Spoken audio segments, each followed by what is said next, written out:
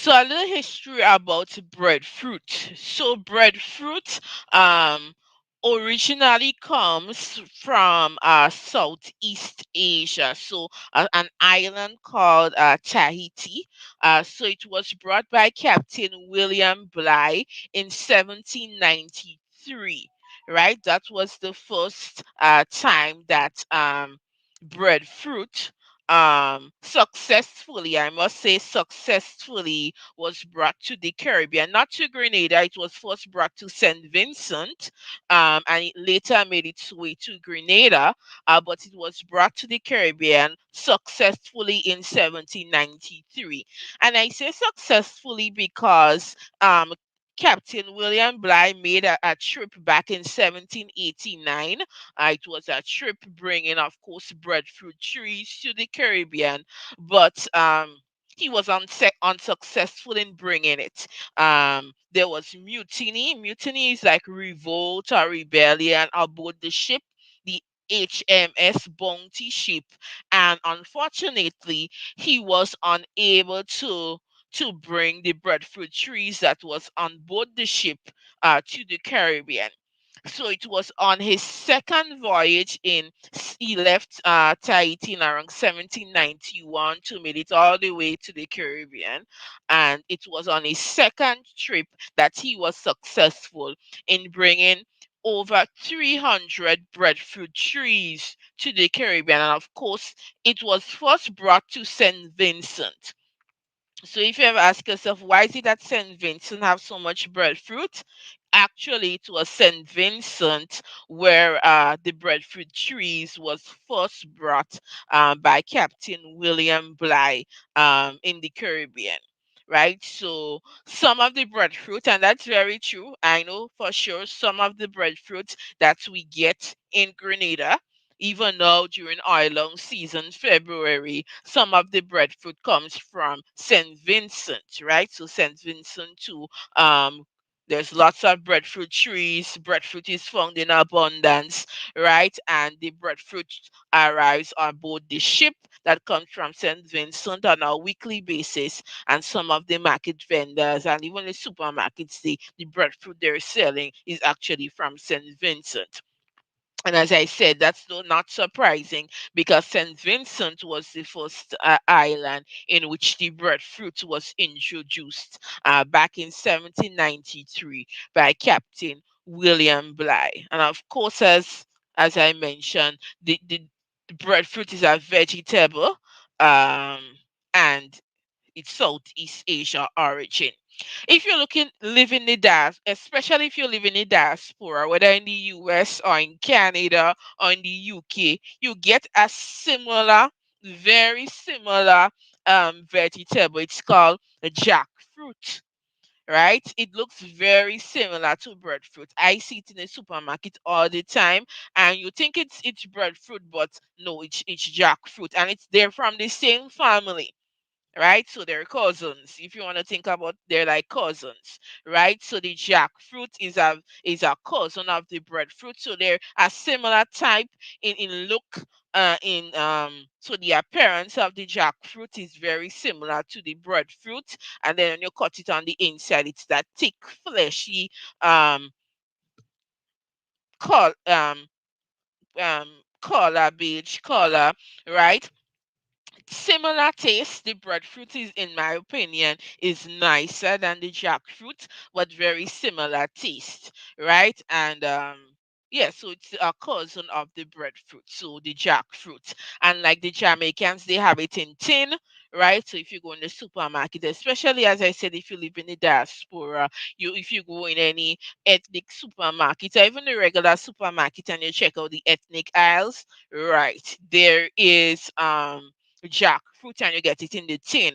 So like the company Grace Foods, they would have like jackfruit in tin and you could buy it off the supermarket shelf. They also have breadfruit in tin, right? We are not yet at that level in Grenada in terms of agro processing to have breadfruit in tin and to be able to really capitalize on the opportunity for further export of our agricultural produce by having the breadfruit available. So in a tin, like you could can it. The process is called canning it. You could can the breadfruit, and therefore it could be easily exported to those who are, especially those Grenadians who are living in the diaspora. So definitely there's lots of business opportunities in agro processing that we have not yet explored as an independent nation, and it's something definitely that we should think about more. We really need to think about this more and action it, because there's thought, there's conversations about something, but there's also action in it as we enter. We look for the next 50 years. What's the next 50 years of being an independent nation looks like? We definitely have to think up more about agro processing and the opportunities that lie with agro processing of our local fruits and vegetables. So, yes, independence is once a year. We only talk about what does independence mean in February, but it's a conversation as we reflect upon what we can achieve in 50 more years or so to definitely put agro processing right up on the top 10 list of how we want to move forward as an independent nation. So that's the breadfruit. So that's how the breadfruit arrived in Grenada. It actually came from St. Vincent, and it was brought originally by Captain William Bligh from Tahiti. Okay. So when breadfruit arrived in 1783 to the Caribbean region, as I said, firstly to St. Vincent and later Grenada, one of the main reasons that it was brought was as a supplement to the food eaten by the slaves. Remember, slavery was still in existence. Slavery did not end until 1834, right? 1834, with the passing of the Emancipation Act, slavery ended in 1834. So when breadfruit arrived in 1783, for sure, slavery was still ongoing. There was the existence of the sugar plantations. There were slaves who were still working on the sugar cane fields, right? So breadfruit was the interest in breadfruit was to for it to be used as a supplement to the slave's diet, right? Of course, the slave masters, who were the Europeans, Grenada at the time in that 1783 period, would have been under control of the French, right?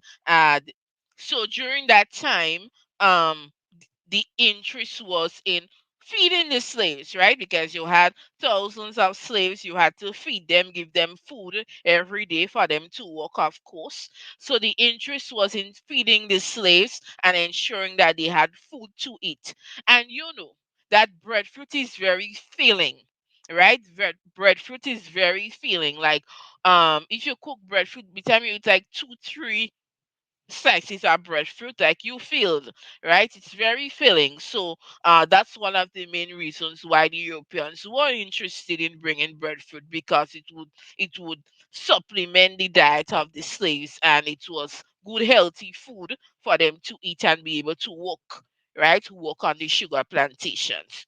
Of course, today we do know that breadfruit can be prepared in many different ways. So breadfruit can be cooked, it can be steamed, right? When you cook it, like you could cook it like and include it in oil dung. It's that's the main vegetable used in oil dung. You could also steam it, so you could have like steamed breadfruit with other provision and dumpling, right? So you could steam the breadfruit, you can roast it, right? So you could roast the breadfruit on open fireside, you can roast the breadfruit, and in truth, roasting of breadfruit was done a lot I don't know today. I don't know many people don't travel back. Like if you go to Grenada, those who travel down to Grenada and back up during the year. But those who used to make that trip definitely pre-COVID times, the roasting of the breadfruit was one way. So you had the breadfruit roasted,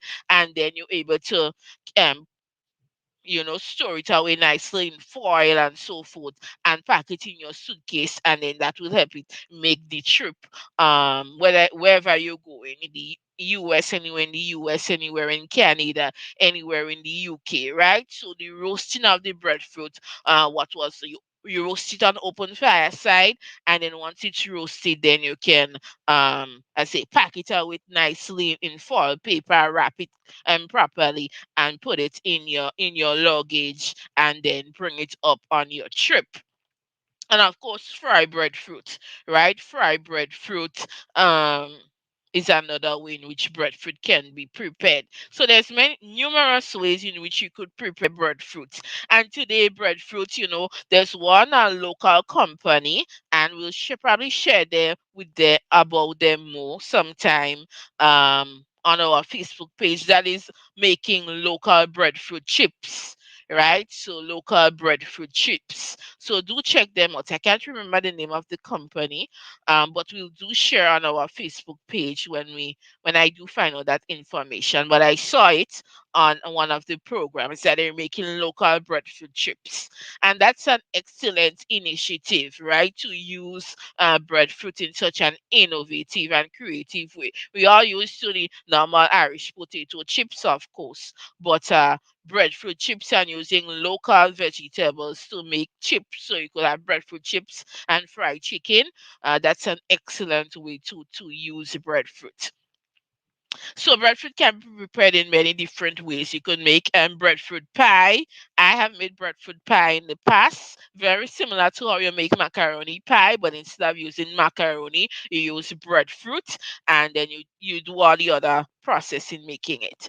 Right? You can also do breadfruit salad. So instead of doing like potato salad, coleslaw, you can do breadfruit salad, and it tastes just but I love breadfruit salad. That's one of the things that I enjoy, breadfruit salad. So many different ways in which you could prepare breadfruit for sure. Just gonna check my comments here. Of course, if you do know more than me, drop a comment. Um,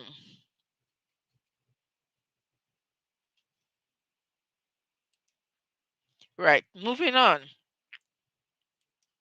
So what else about the breadfruit? So the breadfruit tree itself, and I guess, fortunate to have a breadfruit tree growing in my um backyard when I was growing up. So in Western, in our family home, right, there was a breadfruit tree right behind of the house, right? So and a breadfruit tree is very tall. So breadfruit tree typically grows over 6 feet high. So they're very tall trees, right? And when they mature, they're extremely tall. So if you have a breadfruit tree in the back of your house or in your land, as we say in Grenada, you'll know how very tall breadfruit trees are. They tend not to be very wide, but they are very tall. So typically they grow over 6 feet in height, and our breadfruit is very heavy. Like the young ones, not so much, but definitely when the breadfruit is full, as we say, we have young breadfruit, and then you have the when the breadfruit is full, right? So when the breadfruit is full, it's good for roasting. Right, so usually you would roast a breadfruit that's full and mature. When I say full and mature, it's fully ready.